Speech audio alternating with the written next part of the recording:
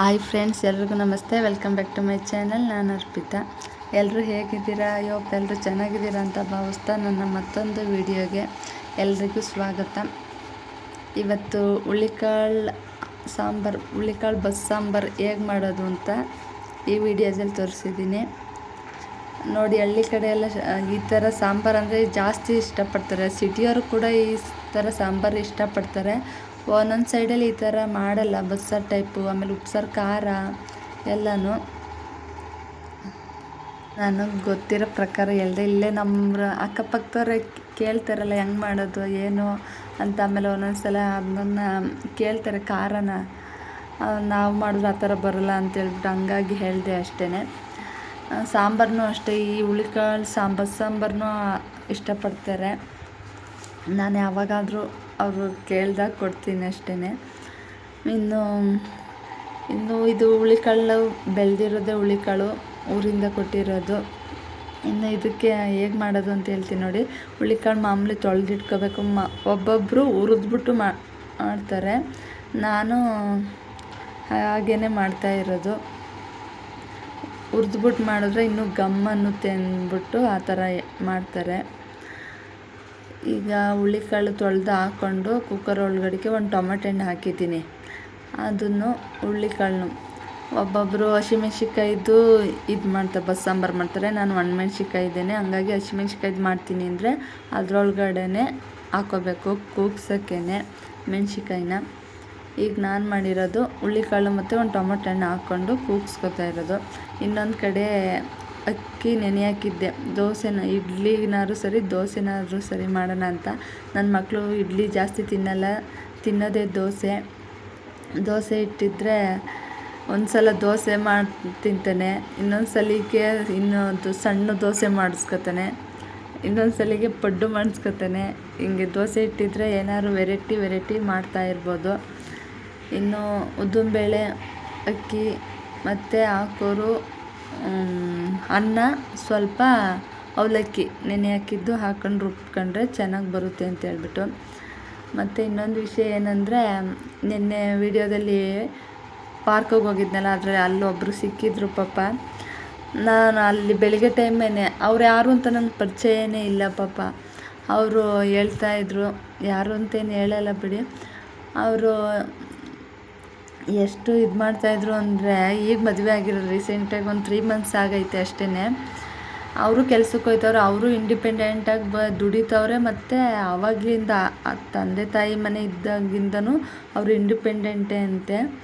ಏನು ಒಬ್ರ ಹತ್ರ ದುಡ್ಡು ಇಸ್ಕೊಳ್ಳೋದು, ಆಮೇಲೆ ಅವ್ರು ಹೇಳ್ದಂಗೆ ಕೇಳಬೇಕು ಅನ್ನೋದೇನಿಲ್ಲ. ಅವ್ರ ಹತ್ರನೇ ಈ ಕೆಲ್ಸಕ್ಕೆ ಹೋಯ್ತವ್ರೆ ಅಂದರೆ ಅವ್ರ ಹತ್ರನೇ ಗಾಡಿ, ಕಾರು, ಈ ಥರ ಎಲ್ಲ ಅವ್ರಿಗಿಷ್ಟ ಬಂದಂಗೆ ಲೈಫ್ ಸ್ಟೈಲ್ ಲೀಡ್ ಮಾಡಿಕೊಂಡು, ಜೊತೆಗೆ ಅವ್ರಿಗೇನು ಅನಿಸುತ್ತೋ, ಯಾವ ಬಟ್ಟೆ ಹಾಕೋಬೇಕು ಅದೆಲ್ಲ ಹಾಕ್ಕೊಳ್ತಿದ್ರಂತೆ, ಚೆನ್ನಾಗಿ ಎಂಜಾಯ್ ಮಾಡ್ತಿದ್ರಂತೆ. ಏನೋ ಮದುವೆ ಅಂತ ಆಗವ್ರೆ ಇನ್ನು ಯಾರನ್ನೋ, ಅವ್ರನ್ನ ಮದುವೆ ಆದಮೇಲೆ ಈ ಥರ ಸಿಚುವೇಶನ್. ಹಂಗಂದರೆ ಅವರು ಟೈಮ್ ಕೊಡ್ತಾಯಿಲ್ಲ. ಜೊತೆಗೆ ಈಗ ಅವರ ಕೆಲಸ ಆಯಿತು, ಅವರಾಯಿತು, ಫೈನಾನ್ಸ್ ಮಾಡ್ತಾರಂತೆ. ಹಂಗಾಗಿ ಇವ್ರ ಟೈಮಿಂಗ್ಸು ಬೇಗ ಇವ್ರು ಬೆಳಗ್ಗೆ ಟೈಮ್ ಬೇಗ ಹೋಗ್ಬಿಡ್ತಾರೆ. ಬೇಗ ಅಂದರೆ 9:30ಗೆ ಹೋಗ್ತಾರೆ, ನೈಟು 7:30ಗೆಲ್ಲ ಬರ್ತಾರಂತೆ. ಅವ್ರ ಹಸ್ಬೆಂಡ್ ಹಂಗಲ್ಲ, ಹೋಗೋದು 12:30-12, ಬರೋದು 11:30-12 ಆ ಥರ ಆಗೋಗೈತೆ. ಹಂಗಾಗಿ ಇವ್ರ ಟೈಮ್ ಕೊಡೋಕ್ಕಾಯ್ತಲ್ಲ, ಇವ್ರಿಗೆ ಅವ್ರ ಟೈಮ್ ಕೊಡೋಕ್ಕಾಯ್ತಲ್ಲ. ಅದ್ರ ಮಧ್ಯೆ ಈ ಮಿಸ್ಅಂಡರ್ಸ್ಟ್ಯಾಂಡಿಂಗ್ ಇರ್ತಾರಲ್ಲ, ಅಕ್ಕಪಕ್ಕ ಅನ್ನೋರು, ಇಲ್ಲ ಮನೆ ಒಳಗಡೆನೇ ಇರ್ತಾರಲ್ಲ ಯಾರಾದರೂ, ಅವರು ಒಂದು ಸ್ವಲ್ಪ ಏನು ಮಾಡೋದು. ಇವರು ಈಗ ಹೊಸ್ದಾಗಿ ಮದುವೆ ಆಗಿರೋದ್ರಿಂದ ಟೈಮು ಕೊಡಬೇಕು ಅಂತ ಅವ್ರು ಅಂತಾರೆ. ಅವ್ರ ಜೊತೆಲಿದ್ದವರು ಏನೋ ಗಂಡನ ಬಿಟ್ಟು ಇರಲಾರಲ್ಲ ಅಂತ ಆ ಥರ ಅಂತಾರಂತೆ. ಈ ಥರ ಮಾತುಗಳು ಬೇಜಾರಾಗ್ಬಿಟ್ಟೈತೆ ಅಂದ್ಕೊಂಡು ಪಾಪ ಪಾರ್ಕ್ ಹತ್ರ ಬಂದು ಇದು ಮಾಡ್ತಾಯಿದ್ರು. ಇಷ್ಟು ವರ್ಷ ಈಗಲೇ ಹಿಂಗೆ ಆಗ್ಬಿಡ್ತಲ್ಲ ಅಂತ ಹೇಳ್ಬಿಟ್ಟು. ಇನ್ನು ಮಗು ಮಾಡ್ಕೊತ ಅವ್ರು ಹೇಳ್ತಾರೆ, ಅವ್ರ ಅತ್ತೆ. ಅದಕ್ಕೆ ಏನು ಮಾಡೋದು, ಈ ನಮ್ಮ ಜೊತೆ ಏನು ಮಾತಾಡೋಕ್ಕೆ ಈ ಟೈಮ್ಸ್ ಇಲ್ಲದೇ ಇರೋ ರೀತಿ ಆಗೈತೆ. ಅಂಥದ್ರಲ್ಲಿ ಈ ಥರ ಬೇರೆ ಹೇಳ್ತಾರೆ ಅಂತ ಬೇಜಾರು ಮಾಡ್ಕೊತಾಯಿದ್ರು. ಇನ್ನು ಅವರು ಒಬ್ರನ್ನೊಬ್ರನ್ನ ಅರ್ಥನೇ ಮಾಡ್ಕೊಂಡಿಲ್ಲ. ಸುಮ್ಮನೆ ಹೋಗೋದು ಕೆಲ್ಸಕ್ಕೆ ಬರೋದು ಆ ಥರ ಕೊರೋನಾ ಟೈಮಲ್ಲಿ ಮದುವೆ ಆಗಿರುತ್ತಿತ್ತೇನೋ, ಆಗಾದ್ರೂ ಮನೇಲಿ ಇದ್ದು ಟೈಮ್ ಕೊಡ್ತಿದ್ವೇನೋ ಅಂತ. ನಾನು ಹೇಳೋದೇನೆಂದರೆ, ಕೆಲಸ ನೋಡಿ ಒಂದೊಂದು ಸಲ ಕೆಲಸ ಅಂತ ಕೆಲಸದಿಂದ ಮುಗಿ ಬಿದ್ದವರು, ಕೆಲಸ ಮಾಡ್ತಾಯಿರೋರು ಎಂಜಾಯ್ ಮಾಡ್ತಾವ್ರೆ, ಆದರೆ ಟೈಮ್ ಅಂತೂ ಇಷ್ಟು ಕೊಡ್ತಾರೆ. ಇವ್ರು ಯಾಕೆ ಹಿಂಗೆ ಮಾಡಿದ್ರೋ ಗೊತ್ತಿಲ್ಲ. ಪಾಪ ಅವ್ರು ತುಂಬ ಅಪ್ಸೆಟ್ ಆಗಿರ್ತಾರಲ್ಲ, ಆ ಥರನೇ ಡೈಲಿ ಇದೇ ಆಗ್ಬಿಟ್ಟೈತೆ ಅಂತ ಸುಮ್ಮನೆ ಬಂದು ಪಾರ್ಕಲ್ಲಿ ಕುತ್ಕೊಬಿಟ್ಟವ್ರು. ನನ್ನ ಮಕ್ಕಳು ನೋಡ್ಬಿಟ್ಟು ಆಟ ಆಡ್ತಾಯಿದ್ರಲ್ಲ, ಅವ್ರನ್ನ ಮಾತಾಡಿಸ್ತಾಯಿದ್ರು. ಆವಾಗ ಕೂತ್ಕೊಂಡಿದ್ದಕ್ಕೆ ಪಾಪ ಇಷ್ಟೆಲ್ಲ ಹೇಳ್ತು.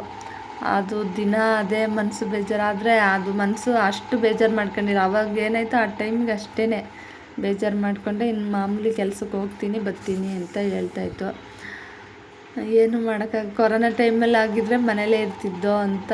ಅವರು ಅಷ್ಟು ಯೋಚನೆ ನೋಡಿ, ಈಗಲೂ ಟೈಮ್ ಕೊಡ್ಕೋಬೋದು. ಅವರು ಇಬ್ಬರಲ್ಲೂ ಇರಬೇಕು, ಒಬ್ಬರಲ್ಲಿದ್ದರೆ ಸಾಕಾಗಲ್ಲ. ಅವ್ರ ಜೊತೆಲಿರೋರು ಅದೇ ರೀತಿ ಮಾಡಿದ್ರೆ ಸರಿ ಹೋಗುತ್ತೆ. ಇನ್ನು ನೋಡಿ, ಅಲ್ಲೇ ಅನ್ನ ರುಬ್ಬಾಯಿತು, ಅದನ್ನು ಇಟ್ಟು. ಇನ್ನು ಹುಳ್ಳಿಕಾಳು ಅದು ಕೂಗಾದ್ಮೇಲೆ ಒಂದು ಟೊಮೆಟೊ ಹಣ್ಣು ಹಾಕಿದ್ನೆಲ್ಲ ಅದ್ರ ಜೊತೆ, ಕಾಳು ಮತ್ತು ಒಂದು ಸ್ವಲ್ಪ ಸಾಂಬಾರು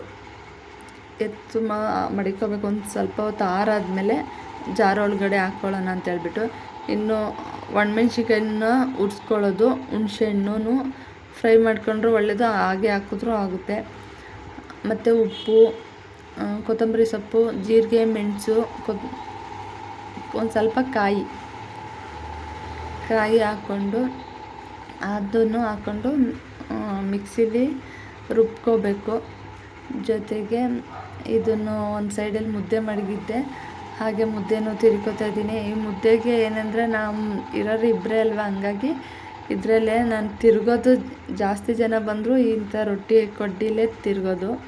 ಇನ್ನು ಮರದ್ದು ರೊಟ್ಟಿ ಕಡ್ಡಿ ಬರುತ್ತಲ್ಲ, ಅದರಲ್ಲೂ ತಿರುಗ್ಬೋದು. ಅದೇನೋ ನನಗೆ ಅಷ್ಟು ಬಿಗಿ ಅನಿಸಲ್ಲ ಅದು ಇಟ್ಕೊಂಡು ಹಿಂಗೆ ತಿರುಗೋಕ್ಕೆ. ಹಂಗಾಗಿ ಇದರಲ್ಲೇ ಒಂದು 7-8 ಮುದ್ದೆ ಮಾಡಿದ್ರೂ ನಾನು ಇದರಲ್ಲೇ ತಿರುಗೋದು. ಇದಕ್ಕೆ ಉಪ್ಪು ಹಾಕ್ಬಿಟ್ರೆ ಗಂಟಾಗಲ್ಲ, ಬೇಯಬೇಕಾದ್ರೆ ಉಪ್ಪು ಹಾಕ್ಬಿಟ್ರೆ ಗಂಟಾಗಲ್ಲ. ಎಲ್ರಿಗೂ ಗೊತ್ತು, ನನಗನ್ಸಿದ್ದು ಹೇಳ್ತಾಯಿದ್ದೀನಿ.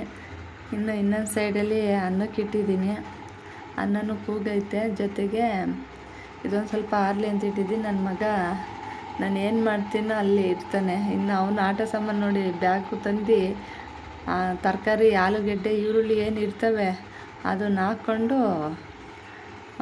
ಸಿಂಕೊಳಿಕೆ ಹಾಕ್ಬಿಟ್ಟ. ಇನ್ನು ಸೈಕಲ್ಗೆ ನೇರ ಹಾಕತ್ತೀನಿ ಅಂದ್ಕೊಂಡು ಸೈಕಲ್ ಓಡಿಸ್ಕೊಂಡು ನಿಂತವನೆ.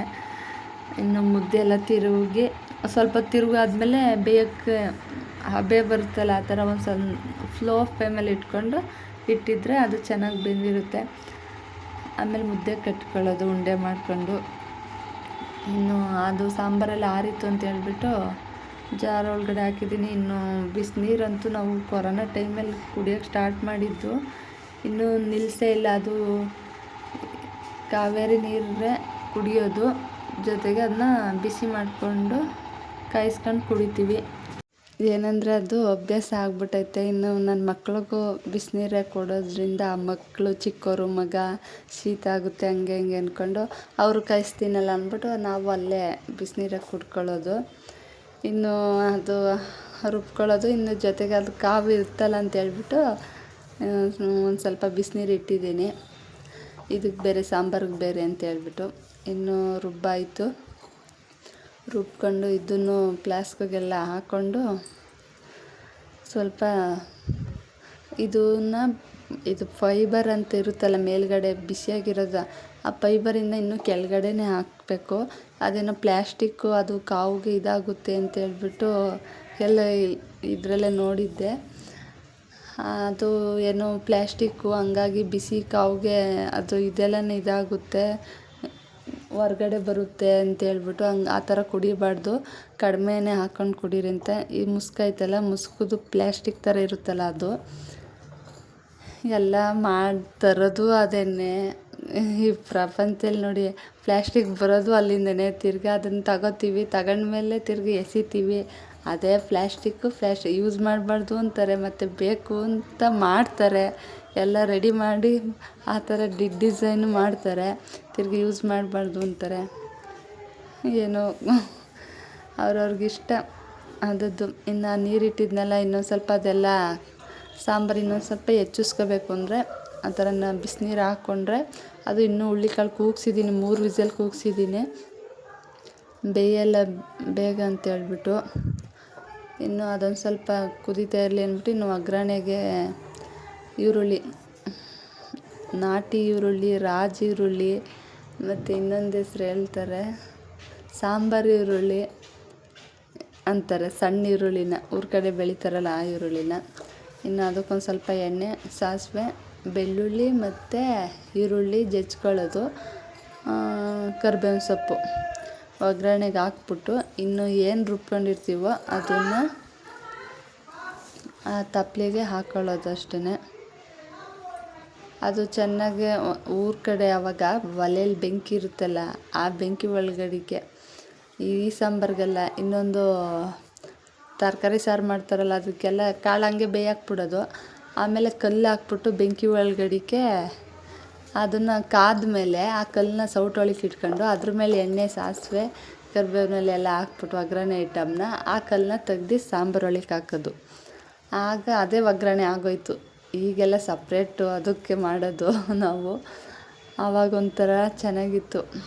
ಆ ಕಲ್ಲನ್ನ ಒಗ್ಗರಣೆ ಕಲ್ಲು ಅಂತಲೇ ಇಟ್ಕೊಬಿಟ್ಟಿದ್ರು ನಮ್ಮ ಅಜ್ಜಿ. ನಾನು ನೋಡಿದ ಮಟ್ಟಿಗೆ ನಮ್ಮ ಅಜ್ಜಿ ಆ ಥರ ಮಾಡಿತ್ತು.